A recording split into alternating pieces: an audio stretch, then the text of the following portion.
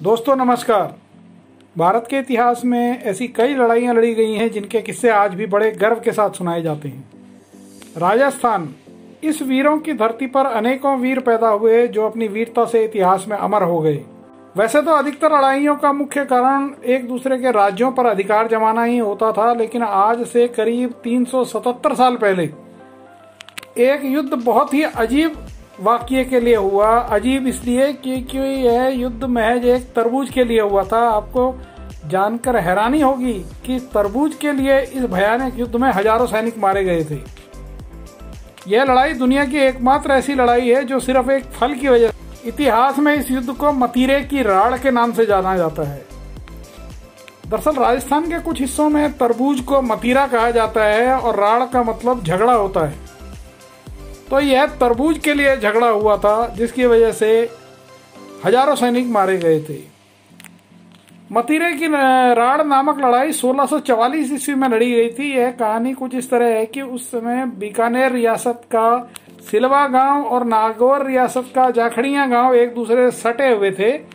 ये दोनों गांव दोनों रियासतों की अंतिम सीमा पर थे। हुआ कुछ इस तरह कि तरबूज का एक पौधा बीकानेर रियासत की सीमा में जिस किसान ने उगाया, लेकिन उसका फल नागौर रियासत की सीमा में चला गया। उसमें तरबूज लगा, वो नागौर रियासत की सीमा के अंदर दूसरे किसान के खेत में चला गया।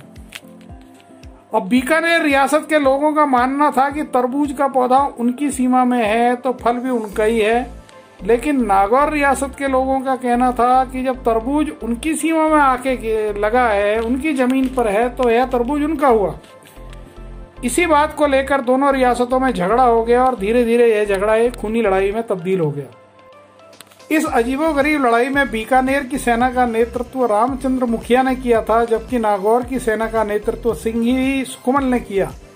हालांकि दोनों रियासतों के राजाओं को इसके बारे में कुछ भी पता नहीं था, क्योंकि उस समय बीकानेर के शासक राजा करण सिंह एक अभियान पर गए हुए थे, जबकि नागौर के शासक राव अमर सिंह मुगल साम्राज्य की सेवा में थे। दरअसल दोनों राजाओं ने ही मुगल साम्राज्य की अधीनता स्वीकार कर ली थी। जब इस युद्ध के बारे में दोनों राजाओं को पता लगा तो उन्होंने मुगल साम्राज्य से इसमें हस्तक्षेप करने की मांग की।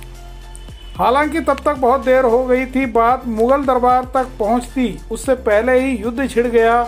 इस युद्ध में भले ही नागौर रियासत की हार हुई, लेकिन कहते हैं कि इसमें दोनों तरफ से हजारों सैनिक मारे गए। तो दोस्तों, आपको ये जानकारी कैसी लगी? आप हमारे चैनल को लाइक करें, सब्सक्राइब करें, शेयर करें, बेल आइकन की घंटी प्रेस करें। हमें कमेंट बॉक्स में जाकर कमेंट अवश्य करें। आपका कीमती समय हमें देने के लिए धन्यवाद। नमस्कार।